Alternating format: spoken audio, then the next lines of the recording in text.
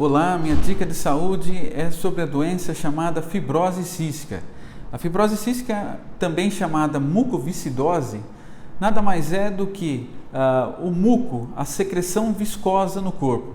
Essa secreção, a gente fala, é aquela secreção produzida pelos pulmões, a secreção pancreática, secreção intestinal, suor. Então, todas as secreções corporais ficam espessas. E com isso, começa a haver o quê? Problemas nos órgãos em que ela acontece. Então, nos pulmões, começa a haver crescimento de bactérias e, consequentemente, sinusites, pneumonias, processos de bronquiectasias, que seriam dilatações brônquicas. Essa doença também é chamada de doença do suor salgado ou doença do beijo salgado.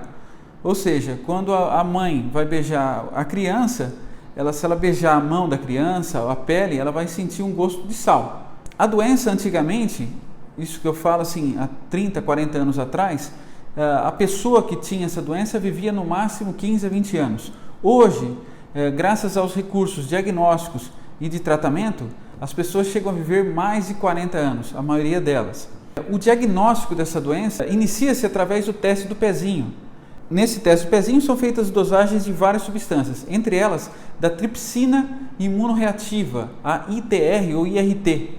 Então, quando essa tripsina imunorreativa está aumentada, esse teste ele é repetido dentro de 30 dias e, se persistir aumentada, ela é orientada a procurar um laboratório para fazer o teste de sódio e cloro no suor.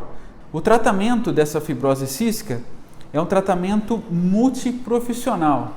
O médico é uma peça importantíssima no tratamento, mas não é a única peça. Essa criança vai necessitar de apoio nutricional, porque geralmente é uma criança desnutrida, vai necessitar de apoio fisioterápico para drenagem de secreções, entre outras. Você vai necessitar de apoio psicológico, tá? De cuidados, principalmente cuidados familiares, etc. Essas crianças normalmente elas têm peso baixo, elas têm altura baixa, elas têm infecções crônicas, elas têm desnutrição, elas têm problemas relacionados com a parte intestinal, com a parte do fígado, também por causa de secreção espessa, elas têm mais risco de cirrose, mais risco de pedra na vesícula.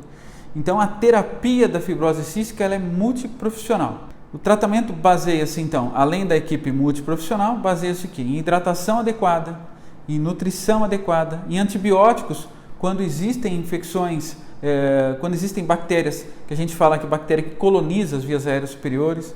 Ou seja, é uma doença que, apesar de rara, é uma doença muito grave. Só que o prognóstico melhorou muito ultimamente. É uma doença incurável, mas dá para conviver tranquilamente com ela.